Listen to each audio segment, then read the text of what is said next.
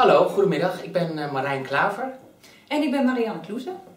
Toen ik het zag voor de eerste keer, toen was ik echt verpletterd door de paarden. Maar dat zal iedereen zeggen, want die zijn heel mooi gemaakt. En het is heel mooi dat ze half doorschijnend zijn eigenlijk. Dat je altijd de mankracht blijft zien in dat paard.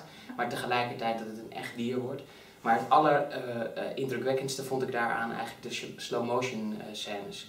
Dus op het moment dat iedereen een been pakt en dat zo voortbeweegt, dat je helemaal in een vertraging naar een mooi echt paard zit te kijken. En dan zeker ook toen ik ernaar keek, dat je ziet hoe de paarden samenwerken eigenlijk ook met de acteurs. Dus de acteurs die geloven in die paarden, dat ze echt zijn. En dan gelooft het publiek dat ook. En dat vind ik heel erg indrukwekkend.